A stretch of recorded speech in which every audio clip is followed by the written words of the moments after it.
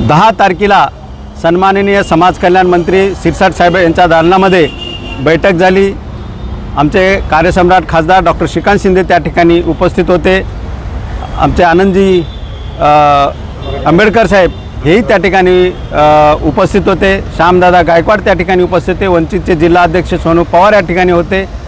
आपले RPIचे जिल्हा अध्यक्ष प्रल्हाद जाधव त्या ठिकाणी उपस्थित होते आणि समाजातील सर्वच या ठिकाणी प्रतिनिधी त्या ठिकाणी होते आणि स्वतः बौद्धभूमी फाउंडेशनचे अध्यक्ष प्रमुख महारथो गौतम रत्न हे सुद्धा त्या ठिकाणी होते आणि त्यांच्या माध्यमातून मागणी केली की आमच्या खूप दिवसाचा हा जो लढा आहे हा आम्हाला आमच्या समाजाला ही जागा विकसित करून द्यावी।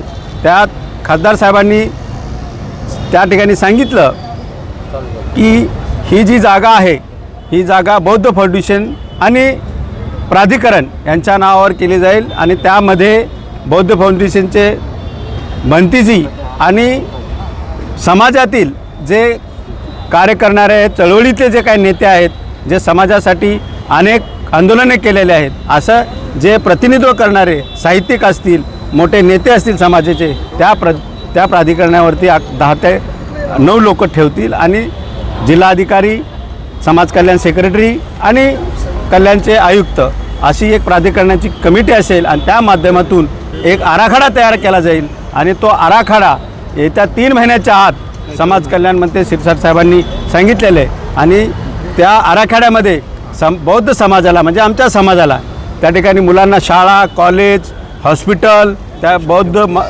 जागतिक दर्जाचं बौद्धगयाच्या धर्तीवरती बौद्ध स्तूप, त्या ठिकाणी मेडिटेशन सेंटर असेल, भंतीजींना राहण्यासाठी सोय, अशा सर्व सुखसोयी त्या ठिकाणी उपलब्ध करून दिल्या जातील आणि तो त्याला लागणारा जो निधी आहे तो कमी पडला जाणार नाही।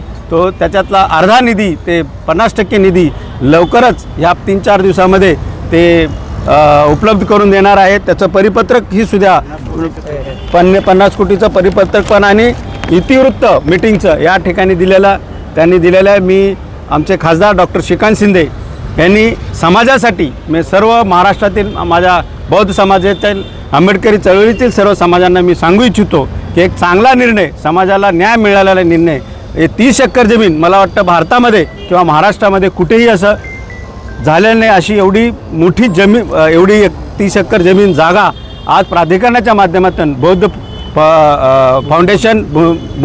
बौद्धभूमी फाउंडेशनच्या माध्यमातून त्यांना आणि प्राधिकरणाच्या माध्यमातून त्याच्याकडे दिली जाणार आहे आणि त्यांच्या माध्यमातून एवढी सगळ्या समाजासाठी ही एक ह्या महाराष्ट्राला समाजाला न्याय देण्याचं कार्य आपले खासदार डॉक्टर श्रीकांत शिंदे साहेबांनी केलेलं आहे।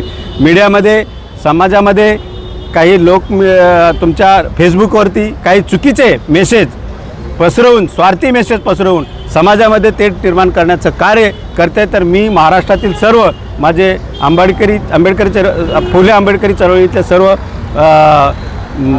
अनुयायांना मी सांगू इच्छितो, माझ्या बौद्ध समाजातील सर्वांना सांगू इच्छितो की असं काही नाही आहे। एक चांगला विकास त्या ठिकाणी होतो आहे आणि आमचे खासदार डॉक्टर श्रीकांत शिंदेंनी पुढाकार घेऊन त्यांनी हा दिलेला शब्द त्यांनी पाळला।